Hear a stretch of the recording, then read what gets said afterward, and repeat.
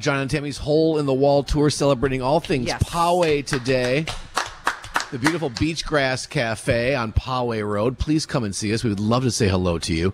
I had probably one of the top 3 or 4 thrills of my professional lifetime this week. Yes, you did. You got to go talk to Tony Gwynn. Tony Gwynn, Mr. Padre, the most successful, popular, beloved Padre in the history of the organization, first ballot Hall of Famer. And I thought it was interesting that we are celebrating all things Poway. Tony Gwynn, of course, lives in Poway. Probably every day he travels on Ted Williams Parkway, which is ironic because Ted Williams and Tony Gwynn kind of had a really cool connection. Tony Gwynn, as a first-time Hall of Famer, one of the best hitters in the history of the game, did it make you nervous when you met Ted Williams? Oh, absolutely. Sure. Absolutely. I think Ted was stubborn in his beliefs, but it wasn't so much that he thought he was right. It was more he wanted to pick your brain to see what kind of...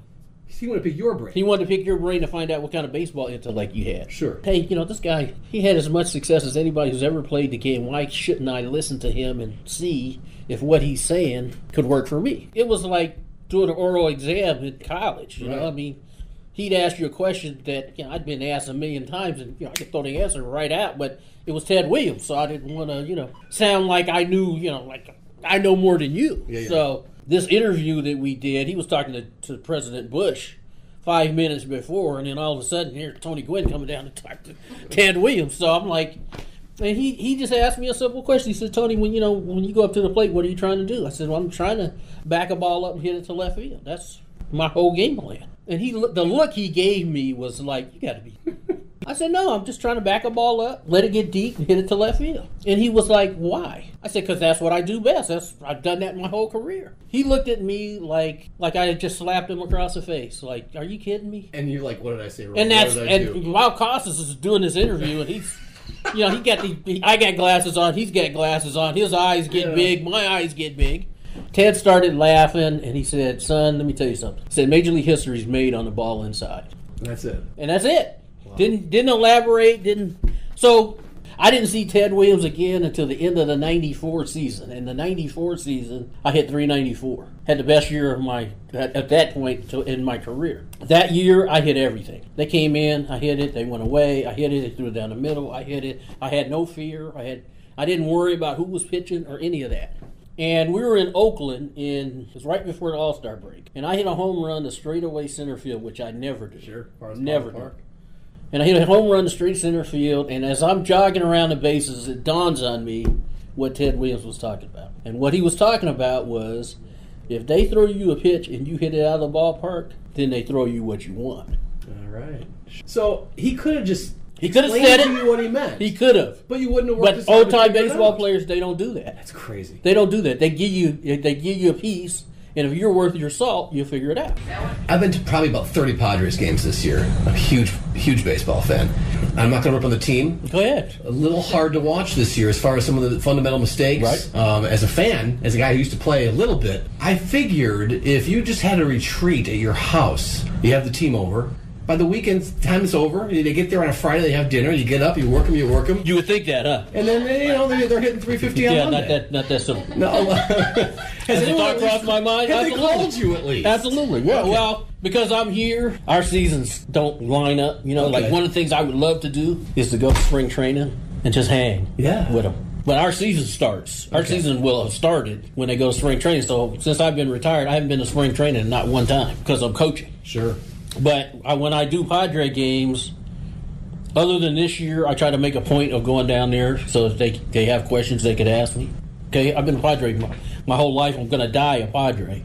So anything that you want to ask me, and I'll try to give you the best answer I can. As if you couldn't tell, we are with famous Powegian Tony Gwynn, Poway resident, Baseball Hall of Famer, Mr. Padre himself. You said you're a Padre till you're dead. You went to school here. You live here. Is there ever a time when being Tony Gwynn in San Diego would be overwhelming, or is it something you just embrace? No, I embrace it because, especially now when your career is over, it's amazing how many people remember. Yeah. I go to get gas, and people still think I play on the Padres. How did we do last night, Tony? How did we do? I said, I don't know. How did we do? I didn't work last night. I don't know. If you hear my name, they associate me with the Padres. I love that. Yeah, well, that's the truth. And that's, it doesn't get much better than that. I'm a Hall of Famer. Back of my card to San Diego, and it's pretty cool. But again, I'm a college coach now, and I am never going to get away from being a Major League Hall of Famer. It's not going to happen. But getting to the college game, I think, kind of keeps me focused on not only what happens at our level, but what happens at their level. Sure. I've been here for 11. This is going to be my 12th year, so I've seen guys. Steven Strasburg. He's dealing. He's a Major League pitcher now, where he pitched for me. And it's pretty amazing how this cycle continues to go, and that you still got to work at it. Okay, even if I give you the answer, you still got to work at it. Because this game, you don't get better playing a video version. Okay, you get better actually going out there and working at it. Strange how things work out, because I never really envisioned myself as being a major league guy that would play for 20 years on one team. But once I got going and kind of started to understand how the game worked, in my mind, there was never a doubt I would be successful.